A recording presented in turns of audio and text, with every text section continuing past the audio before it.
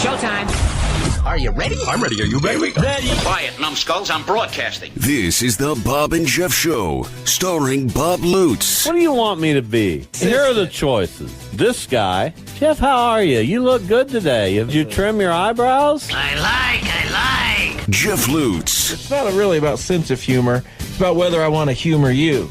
Do I? So, not really. 97.5 and 1240 KFH. I heartily endorse this event. Hello again, everybody. It's a Tuesday edition, the Bob and Jeff Show here on KFH Radio. Bob Lutz, Jeff Lutz, your co-host. Max Power is producing and engineering the show. 869-1240, that's the IHOP hotline. We look forward to your participation, but we have a busy show today. Lots going on. The game didn't go like you wanted it to yesterday. Oh, you think? Well, I mean, Tarek Skubal was dominant. He was very good. Is he set to go in Game 5? Or what Game 5? You think we're getting a Game 5? If there's a Game 5, there probably will be a Game 5. I don't want to really confront that or admit it to myself yet. Detroit's probably going to win a game at home. Hopefully they don't, but they probably will, and you'll come back to Cleveland with Tarek Skubal on the mound. I'm not saying this in any way to tweak you. That's the most dominant pitcher in the game today. That guy is nasty. He was very good. I'm not going to take anything away from him. I don't know how much those shadows affected hitters because Matt Boyd was good, but he shouldn't. I mean, he's okay, and he pitched really well. Well, Detroit's not a great offensive team. And then once the shadows went away, you started seeing more balls put in play, some more hits.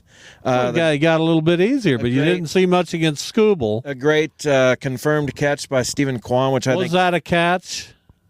I don't know, to be honest. I've seen...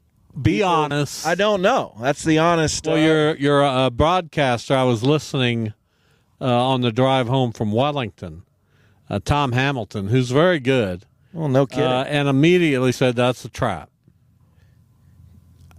Dallas Braden thought it was a catch. There were a lot of others that thought he got the thumb of the glove under the ball. Now, in other pictures, too, it looks like it's on the grass. But is it on the thumb of the glove? Well, it didn't matter. Ultimately, Eric Carpenter hit one. And Detroit gets that series even. And the Royals got their series even. I'm going to say this. The American League is there for the taking. I'm not overly impressed with any of the teams. The National League teams look markedly better. Well, the American League has spent a lot of time beating up on each other, and that didn't necessarily happen. The National League series... The Yankees aren't all that. Are more interesting because they're I mean, they're all pretty interesting. But they're all playing. The National League is where it's at. And I again, don't take that as some tweak. I don't think that's just the reality. Yeah, but the Yankees don't look good. It's an unfair reality. If the New York Mets were the Milwaukee Mets or the San Antonio Mets, you'd say the same thing about them. I wouldn't. They had a nice little run in the postseason. They've gotten some wins, or in the regular season, they've gotten a couple wins in the postseason. They gave one up. They almost gave up. It's like the four teams in the National League that are left are powerhouse teams. The Mets aren't a powerhouse. They are. No, they're not. Yeah, they are. They don't have enough pitching to be a powerhouse. They're a powerhouse team. I disagree. The four teams left in the American League, any one of them could win it. Yeah, but I think there's not one that stands out. Each of those teams have a powerhouse element. It's not like there's not a reason they all got here. It's not like they didn't earn it. It's not like I'm not saying that. I'm saying that the National League. Yeah, no, not really. Why do you get all defensive? Because I just don't agree with it. If you watched the two games yesterday, all you're thinking about is, can any of these teams hit? These aren't, because the pitching is better. That's why I just said Matthew Boyd's not great, and he's not. Skubal's great. Rodon is not great. Reagan's didn't have as good stuff yesterday. The Royals strung some hits together and won that game. If you're going to tell me the Yankees are going to the World Series, they'll get swept. No, they won't. Anybody can. I'm telling you right now. I don't care what you hate. I absolutely hate that. Do I come up here and have an opinion? They're dumb opinions. They're impossible opinions to argue with because it's just so, well, they'll sweep them. They'll beat them 50-0. They're so much better. And it's like, what do you even say against that? I've watched a lot of this stuff. Every team in the postseason is there for a reason. I'd rather play any of the American League teams. That's wonderful. Than any of the National League. Wonderful. Doesn't matter. And you know it. No, I don't. Admit it. Raise your right hand. Not. You swear to tell the truth. No, every team. Of course you don't. Every team that's there deserves to be there. I'm not saying that. Every team that's there. These are the best teams in the American League. I'm not saying that. I'm just saying that the National League is clearly superior. Wrong. That's just wrong. Well, I think I'm right. But you're not. It's clearly superior. No, it's not. And that's dumb. And it's if Houston had won, you'd be, Laframber Valdez and Yordan Alvarez. You know and what? Look at all Houston these superstars. wasn't very good either. But okay, neither were the Mets for most of the season. Who did Padres got hot kind of late? The Orioles weren't very. The American League is weak. Please, can I just say what everybody's thinking? I've been thinking about this all day. Well, you've thought wrong, and you don't watch American League baseball, so you don't know. Of course I do. No, you don't. You don't watch it day in and day out like I do. And I don't like the American League has been superior to the National League. I don't gauge what I say on this show on what you like. But you're wrong. I come on this show to share my opinion. But your opinion is always based on what happened yesterday. No, I've been watching. I've been watching all elements. You're going to tell me that there's a team in the American League that would be favored over any of the teams in the National League? Doesn't matter who's favored. Matters who wins. That's it. How do you feel about that? Can any American League team? Would Cleveland be favored over any of the four National League teams? I don't know if they'll be favored. I don't even know what that means to be favored. Well, look at you're the spokesman for FanDuel in this. You know market. what I know what means. What do you think? What do you think FanDuel would do? I don't care what FanDuel wait a minute. do. You're the spokesman, and I don't care about who's favored. I care about who gets 27 outs first. Are you not the spokesman? I'm not even talking about that. You're the man. I'm not. We're not. How do you think? So this is now what you think now is you're only thinking about this as it relates to gambling. No, well, when I say favored, that relates to gambling. I don't care who's who would favored. be the favorite. Who cares? I mean, who thinks about sports in those terms? I can't even imagine. Why are you getting all defensive? I don't understand. Are you one of those? We started off pretty calmly. Are you one of those win probability guys too? Oh, well, Jeff. Well, that's what gambling's based on. Jeff, the Guardians are 71% to lose here. Who cares? That's what gambling's based on. Who gets 27 outs first? And in this market, on this airwaves, you're the spokesman for FanDuel. Great. So give me a little FanDuel. I'm not going to give you a little FanDuel look. I'm going to tell you what I believe baseball to be. Who gets 27 outs first? That's all it has to.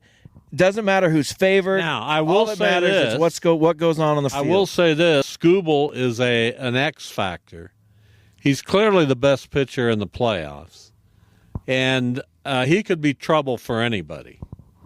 But I'm trying to think of another ace on any of these teams that I think could maybe shut down the National League lineup. Ace. It's not.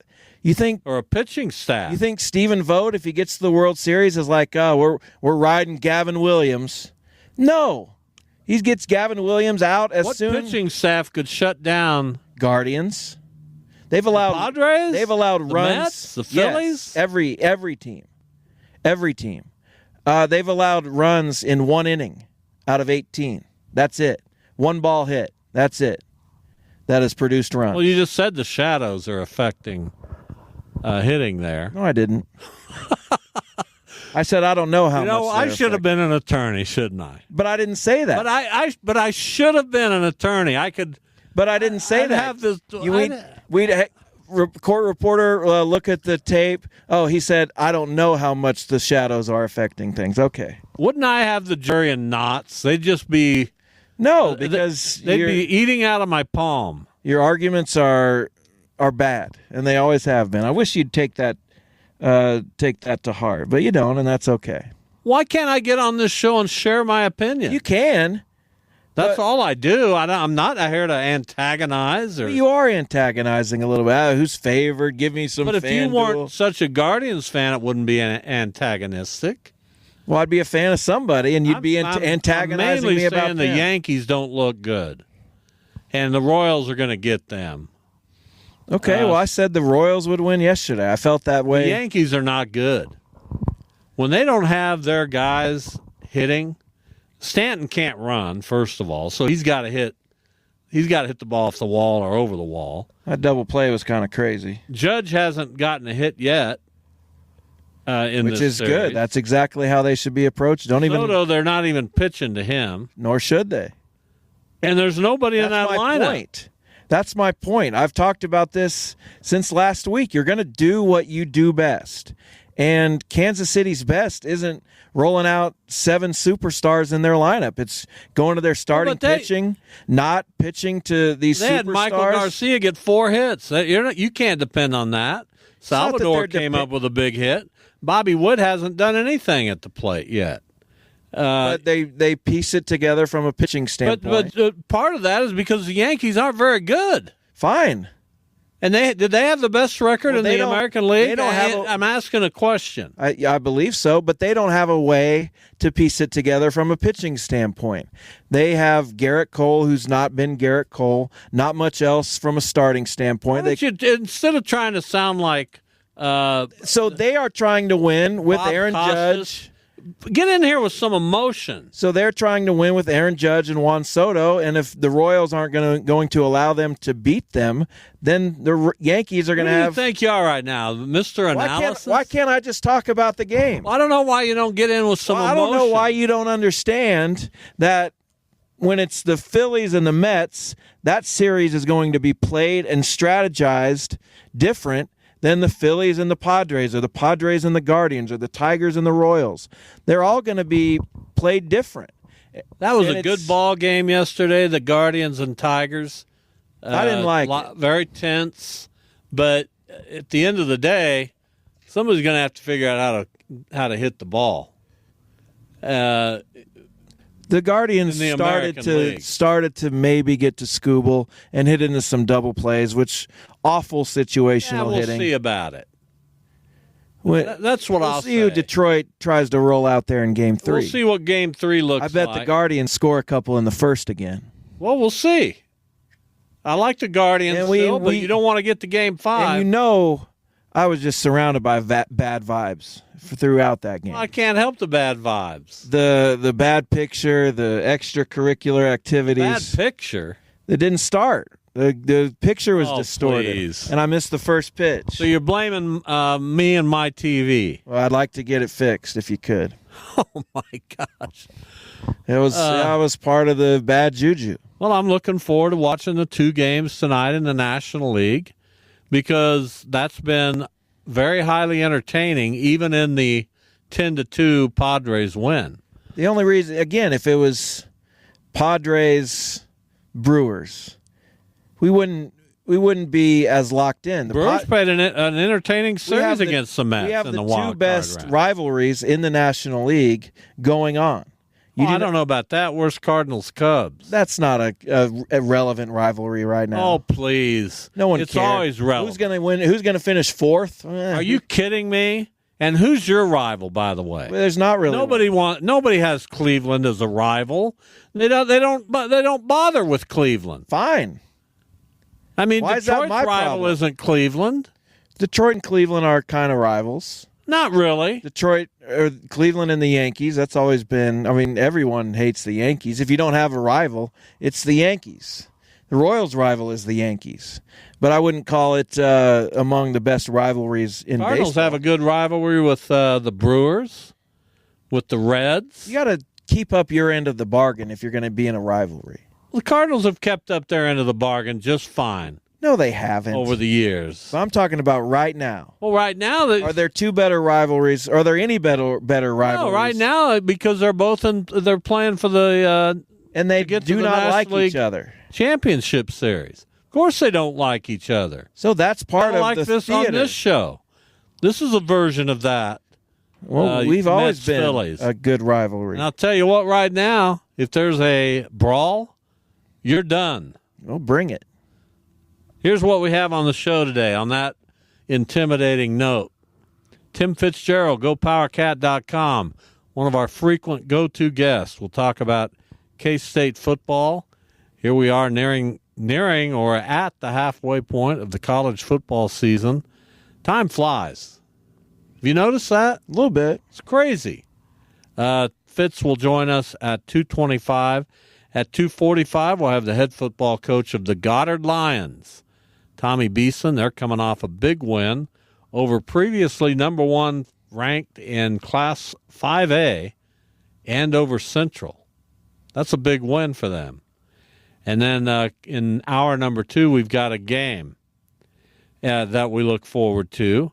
The Chiefs, we'll get to them in a little more detail later. They covered against the Saints. Of course, we all had that. I think Max didn't. What about the big fella Anthony? I don't remember. They're not here. We're at the Rudd. Anthony went 0 for. That's too bad. I feel terrible for Anthony. You don't want to have that kind of week. I feel terrible for Anthony. Duda had an incredible week. I had a very good week. I'm starting to get it turned around. Have you noticed? I haven't noticed, no. Well, you should. I was 6-2 last week. This week, another really superlative week. And things are looking up. What are you looking on your phone about? Just scrolling around, clicking around. Everything's good. Who would have had in week 5 for the Chiefs, who would have had their biggest weapons being Kareem Hunt and Juju Smith-Schuster? Anybody? Nobody. Anybody got that? That's crazy. Well, one of them wasn't even on the roster 2 weeks ago. They just roll people out, and Patrick Mahomes figures out a way to get production out of them. And they're 5-0. And they don't even need to play well to win these games. They play well sometimes. Their defense is so good. It is. It's probably the best defense in the NFL right now. And the offense is just good enough. And whenever they plug somebody in, I mean, no team, and I know the NFL is littered with injuries. No team's missing what the Chiefs are and Rice, Pacheco, and Hollywood Brown. I mean, that's just any other team would be decimated. Correct. With that kind of an injury report. Probably. And the Chiefs win. There are some teams with pretty good depth, but you don't want to miss out. I don't even know if this is good depth. They make them good. Well, Xavier Worthy and Juju Smith-Schuster. Kareem Hunt if those didn't have a team, dude. I understand. But we saw like Tyrone Tracy come in for the Giants and rush for 130 yards. Who's that? I don't know how some of this stuff happens. I don't know if running backs are getting better. I don't know what's happening. But you see some unknown guys do this relatively often in the NFL. Kelsey had another good game. Mahomes, no touchdowns. They got one Kelsey interception involved early. But they moved the ball. He had his highest passing yardage game of the season. They moved the ball consistently against a New Orleans team that started so well, now has lost 3 in a row. Yeah, and I don't know what to make of that. Before yesterday, they were losing close games, and now David Carr might be down. So that's the team. David Carr, yeah, he's been down for a while. Chuck Carr. Why don't you get it right, man? Baby, you can drive my car. Derek Carr is who you're referring to, and if we're going to lead the Lloyd listeners Carr. astray, we might as well not even answer the bell for a show. Who is the David Carr? Celtics What are you, coach? 1997? Who is the Celtics coach? ML Carr. ML Carr was a fantastic number 30 back in his playing days. Yeah, don't for get the Max Celtics. going. I don't need that right now. Back in the playing days for ML. Yeah, he Carr. wasn't a good coach Didn't do much as a for the coach. Celtics, He was a unfortunately. good role player for the Celtics. Let's Somebody take a had to be. break. We will return and talk K-State football with Tim Fitzgerald, GoPowerCat.com. Stay with us.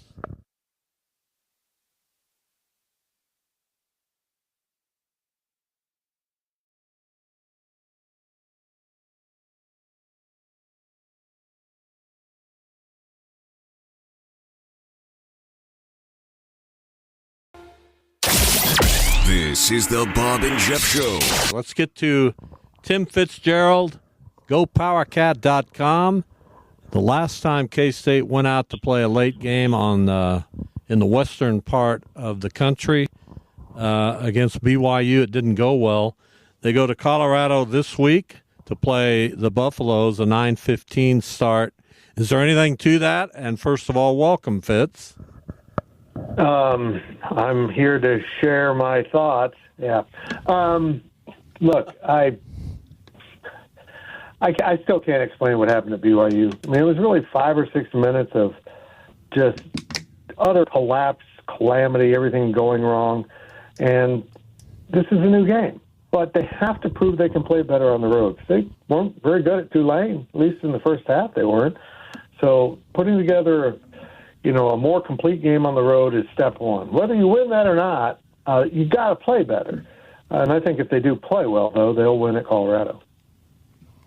So you could tell me that this is not a thing at all, but do you think there's any challenge to go into Colorado and be surrounded by all that hoopla and everything that Colorado seems to be about? Is that maybe if they were pros, they might be able to handle that better, but these are still college kids. Maybe they get caught up in it themselves. Do you think that is at all an element to this game? Great question, Jeff. I'm not sure. And what really makes this more relevant is the Dylan Edwards storyline. Starting at Colorado, now being at K-State, he'll be a huge focal point for Colorado fans and the Colorado players. They keep bringing him up. I did a podcast yesterday, and I originally used a Dylan Edwards photo on it. And then when we recorded the darn thing, we didn't talk about Dylan Edwards because it's not as big a story here. So maybe they'll put that away because Dylan said, no, I'm just going to play a football game, and they won't really get caught up in it. But I know this. The folks in Boulder are caught up in it, and because of that, they've got a really lively and hostile crowd. It'll be packed. It'll be loud. I'm looking forward to it. Tim Fitzgerald, GoPowerCat.com, publisher, founder. You mentioned something interesting there about you did a podcast and didn't mention Dylan Edwards. So my question would be, how important is it for K-State football to become offensive, and I'm struggling to think of the word, for their offense to incorporate Dylan Edwards in a way where he does become relevant from week to week, and you do talk about him on podcasts? It's true. I mean, he's been really effective, even when he hasn't touched the ball but been on the field. And that's what, in fact, that's what tomorrow's Daily Delivery video will be about from me, is how to use Dylan Edwards in this game to affect. That may not even mention him touching the ball, at least from the line of scrimmage. They're going to be so focused on him, I think it could create a great distraction for Colorado whenever he's on the field. But then again, we got to keep this in mind. Colorado turned over half their roster in the offseason. Dylan Edwards isn't the only one that left. Almost half the team did, and then they brought in another half to be new. So there'll be a big chunk of that team that don't even know Dylan Edwards from anyone else on K-State. Yeah, how fair is it, I guess, to expect that there will be different things tried? You went into the bye week coming off probably your best offensive showing of the season when everything really seemed to click and just about everybody who was involved had a good game. So was there a week of adjustments? Was there a week of let's continue to do what we're doing? How was the bye week kind of approach for K-State? During bye weeks, they try to get healthy. They try to get rested. I mean, even if a guy is, quote, healthy, not injured, he's hurt. He's got aches and pains, and he wants to get those cleaned up because trust Bob and I when I say, as old people, you get aches and pains you got to live with. Young people, you can get over them. And I think that's what they use a lot of. They run their younger guys a lot, with different sets, working in with K-State's offense and not the scout team as much. They did. Coach Kleiman talks about, his freshman quarterback, Blake Barnett, getting to do that. And since he was injured all spring and catching up in the fall, it was really the first time to see him running the K-State offense. So a lot of that goes on. But they did do some Colorado prep. I know that because I think they all realize that this is a big game. And after what happened this weekend with Colorado winning at UCF, this team might be finding itself. And you can't ignore the substance of the talent that they have at Colorado. Both teams 4-1 heading into Saturday's 9:15 p.m. kickoff in Boulder, Kansas State at Colorado. We're talking with Tim Fitzgerald. Obviously, Colorado has two of the most electric players in college football in Travis Hunter, their two-way, and in quarterback Shedeur Sanders. And neither of them has disappointed. In fact, both of them might be playing even better than anyone could imagine. What's the key for Colorado as this season unfolds to take those two Heisman candidates and make it so that team maybe can contend for a Big 12 title? What do they need? What do they need to do better? We saw them do it at UCF. The two elements there is you got to stop the other team's run, get them off the field, because if you don't, they can ball hog, and we're not going to see Shedeur Sanders throwing touchdowns if he's standing on the sideline. The other thing is they have to run the ball. They have to keep defenses honest.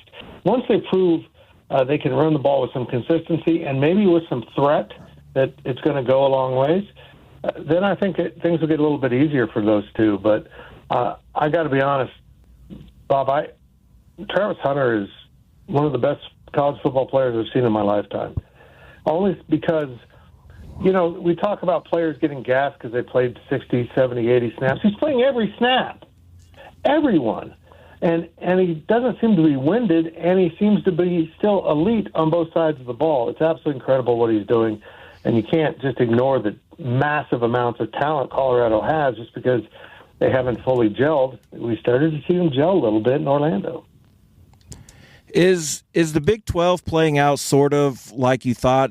Some of the teams at the top may be different than what we expected. Texas Tech is off to a good start. I don't know if we expected this from BYU, and West Virginia played well. So is it the same as maybe you would have expected, the jumbledness of it, and maybe just the teams are different? Iowa State, you didn't mention. True. Yeah. I thought Iowa State is a contender all along. I mean, I think I might have picked them third in my poll in this conference. I think they're legit, but this weekend we'll sort that out in a way. Because they have to go to West Virginia. West Virginia thinks they're on track. They haven't beaten anyone. They just haven't. And certainly in the Big 12. And you look at, substance. And you look at who was I talking about? Iowa State. Look, they got the great win at Iowa. Look at the rest You've of their done wins. too many podcasts, Fitz. That's exactly right. I'm on like my third one in the last few hours. So, I think Iowa State's good. I just want to see more, and winning at West Virginia is more. And if West Virginia beats a good Iowa State team, I think that says, okay, maybe the Mountaineers are in this to play, and that's who K-State plays next week. Tim Fitzgerald, GoPowerCat.com, is our guest. I want to go inside journalism a little bit here, because let's say I've been assigned to go write the tell-all feature on DJ Giddens. I'd probably spend a lot of time talking to those who are in his life. What would I get from DJ Giddens? How could I get him? Has anybody ever gotten him to really tell his story? Or is that just kind of an impossibility at this point? We know how quiet he is. Right. I don't think it's impossible. I just think the setting has to be right. And, for the rest of us, for most of us in the media now, the setting is always a press conference, a media opportunity, or even if you get him on a podcast or something, that just isn't the setting. He's gonna flourish in a one-on-one setting where he's not really conscious of cameras or recorders and Bob, this is a good question because I've thought about this. I think the only way to get an in-depth interview with DJ, go fishing with him. Just go fishing with him. Go, have a buddy take you out on a lake, and just spend the day with him, just talking. And you can't really have a camera crew per se, but maybe you can set up cameras and have everyone mic'd up and just go talk to him throughout the day. You might get enough for a small article, but I don't know about a book. So he's incredible. He's absolutely incredible as a player and as a person, because it's all about he wants to go play. He doesn't want to sit around and talk about it. He doesn't want to break down plays. He just wants to go out there and mix it up, and boy, he's turned into a whale of a running back. He is a load. That ought to be a heck of a game coming up Saturday. Kansas State at Colorado. Tim Fitzgerald, GoPowerCat.com, has been our favorite, or our guest. I'm looking at the word favorite. K-State is. You've been our favorite too, Tim. You are our favorite, but K-State is a 3.5 point favorite in that game. That's a tough game to pick, isn't it? The Colorado game, yeah, it's coming back down a little bit because I don't know what we're going to see from Kansas State. I just don't. They've been so miserable on the road and played questionable periods that made it almost impossible to win on the road, and yet this is a good football team. Once they prove it on the road, I think they're going to take off, and they might want it to be this Saturday if they plan on being in the Big 12 Championship. And one other thing before I let you go, we're going to have John Kirby from Jayhawk Slant on the show later in the week, but have you ever seen anything like this? Have you ever seen a team implode? No. Even though KU's playing competitive games, they can't figure out how to win one after very high hopes going into this season, and seemingly for very good reason. They've won one game. How unreal is that?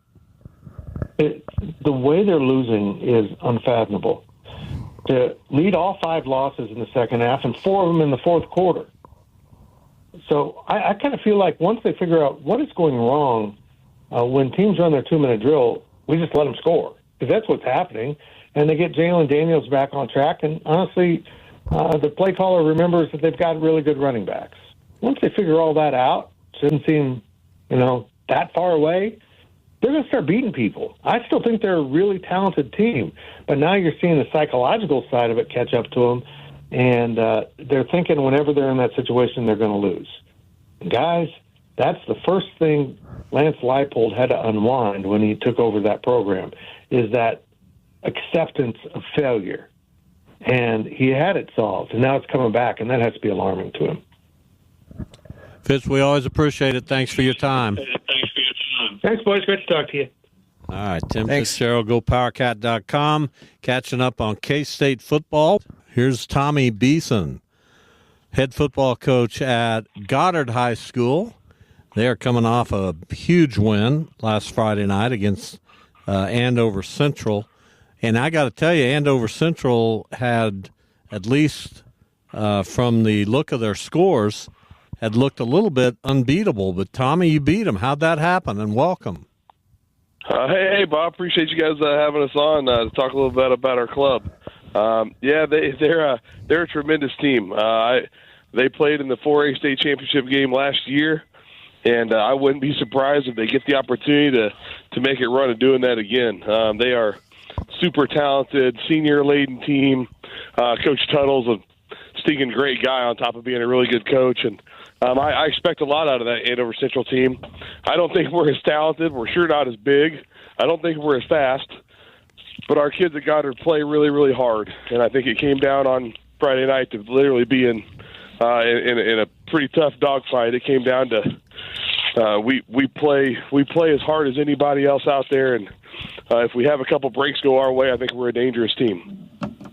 Man, I'm glad you said that you're not as talented. I'm not saying you're not as talented, but I'm glad you said it, because I was going to ask a question based on the premise that was an upset.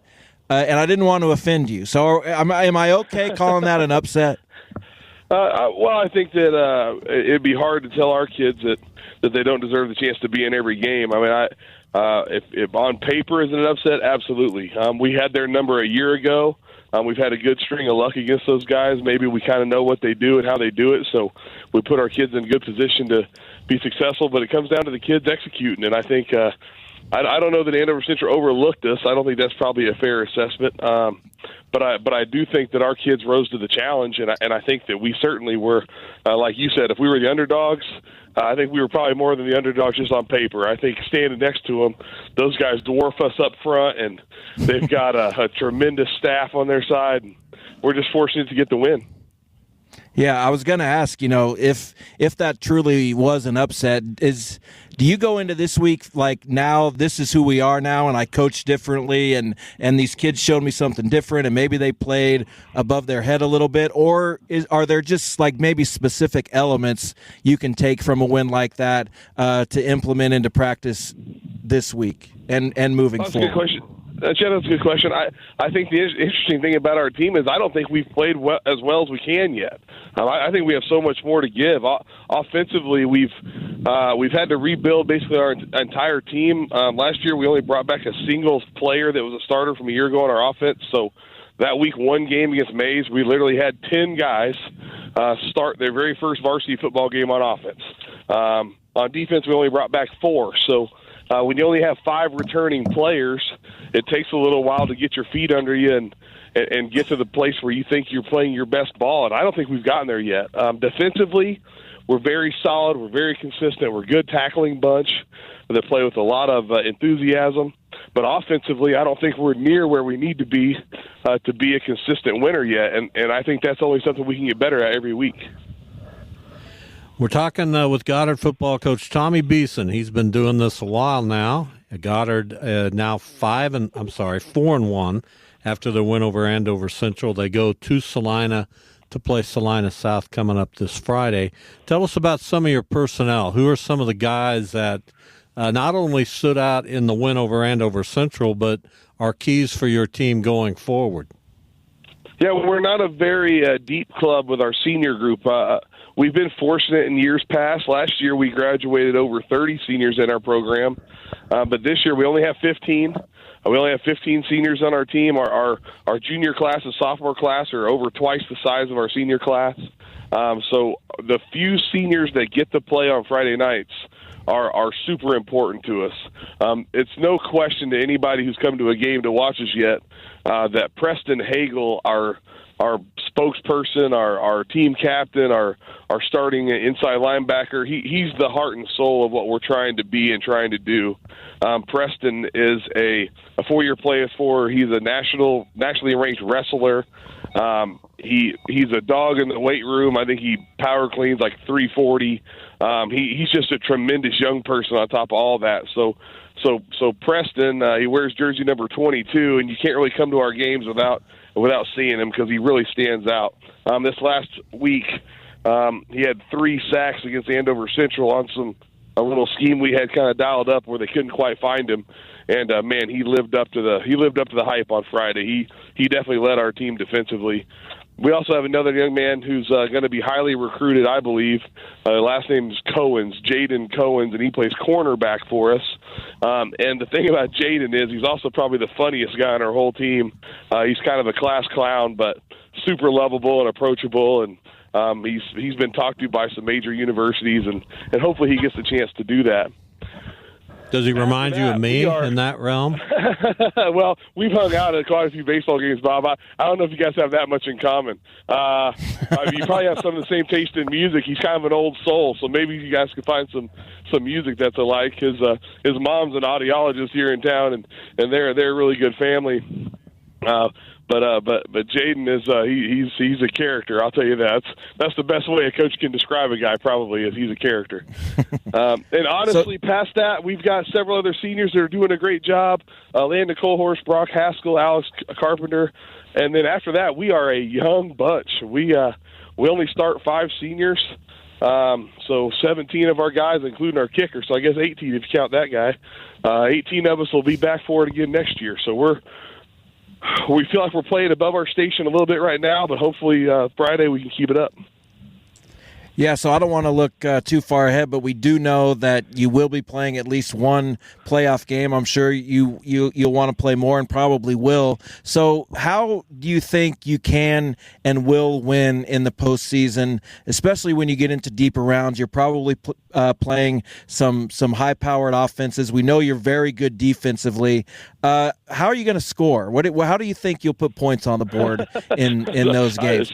I'm not saying you won't. I'm just asking how you will. That several times, Coach, or Jeff. I've asked myself that every week. We got to score better. That's no doubt.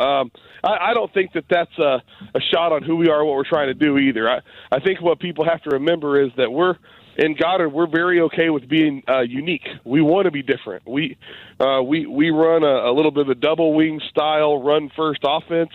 I know it sounds ridiculous, but we've played 5 varsity football games, and we've completed 1 pass this season.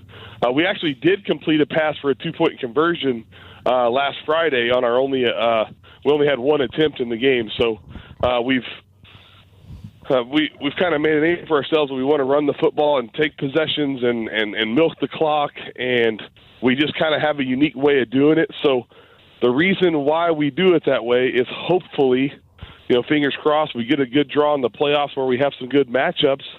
And it's hard for other teams to prepare for, number one. And number two, it's very weatherproof. I had a team a few years ago I thought was super, super talented, much more talented than the team I have now. But we based most of what we did around one player who was our quarterback. When he got injured, pretty much the season was lost. And so we've now built the thing we're doing today where it's not dependent on one guy. Neither side of the ball nor special teams is not dependent on one superstar player. Do we have some good players? We do. We're very fortunate. But we're built to last, and we're built to be weatherproof. We've got to be better offensively, and I'd be the first one to talk about firing our offensive coordinator because it's me.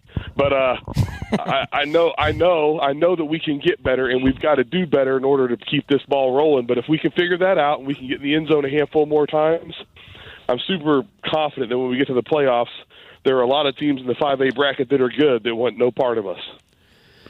Final moment here with Tommy Beeson, head football coach at Goddard. So right now there's two really good teams in your community. Eisenhower is having a very special year. They're 5-0. They beat you earlier this year. What's that like in a community like Goddard where both football teams are really playing at a high level? How much fun is that? Well, it's a lot of fun. I will tell you, I can't really answer the question because we haven't really done it before. I mean, last year, both our teams were I think we combined for the most wins we had with our two programs split a year ago. And this year we're on pace to beat that number. So Darren, who's a good close friend of mine, Coach Fisher over at Eisenhower, we chat every week. And I think the world of him. I think he's a tremendous coach. He's much smarter than I am. But the idea that we're both winners is a very new thing. We've had some years where we've been tremendously good. We've had some deep playoff runs, and I've been fortunate at Goddard to win more games than we've lost. But we've also had some down years. And in those same down years, Eisenhower's had better seasons. And so the idea that we're finally both, I wouldn't say on top of the mountain, but last year we won our league. They also went to play in a sub-state, and this year we're both on track to maybe finishing the year with a loss or less. We've never really done it before, so I can't really say from experience I know what it's like. We're kind of experiencing it every day. Do you get out of breath talking about anything besides football? I get it, man. There's some things I'm really passionate about. I love how much you love football, but, man, what do you think? I don't know. I'm sure my wife gets tired of listening to me. So maybe when you guys ask me a question, I probably think there's a captive audience. You already got me stuck on your show, so I figure at least now if I'm chatting and I got something to talk about with my guys, I can do that for hours, and maybe you guys are just stuck with me. No, we love it. I love it. Well, your passion runs through, and we appreciate it. Thanks for coming on the show today. Best of luck this Friday at Salina South and into the future. Thanks, Tommy. Thanks so much for what you guys do for high school sports. I appreciate you. Tommy Beeson, head football coach. Goddard High, was he at North when you were there? Not when I was there. I think a little later. I feel like he took about 3 or 4 of my questions, all of them, as insults, but I meant them all complimentary. They were a little insulting. I winced at a couple of them. You pulled an upset. I didn't like that. You talk too much, and you don't score enough, Tommy. Yeah, the guy's sitting there coming off the biggest win, one of the biggest wins he's ever had, and he has to endure that. But when you have a guy who will talk and will share and knows what he's talking about, you do want to kind of get a little deeper with some questions. That's not deeper. I didn't insult him. I just feel like you just used the word yourself. No, I said he probably took it that way, but I meant all 3 questions in a complimentary. I'd like to treat our guests a little more respectfully, if you don't mind. Well, you do that, and I'll pepper them. Well, I don't like that. We got a game coming up, hour number 2. Is it for Max to play as well? Of course Max is going to play. With his track record? Well, he'll lose, but he will play. We'll be back. Robert Saleh, is that how you say it? Saleh, fired as the Jets coach. No surprise there. Aaron asked for it to happen. Aaron gets what he wants. Probably. We'll talk a little bit about that, the NFL. We got big baseball coming up tonight, some Chiefs talk. You name it, we'll talk about it. Plus, I'm no longer on Twitter. We'll get to that. Hour number 2 just ahead.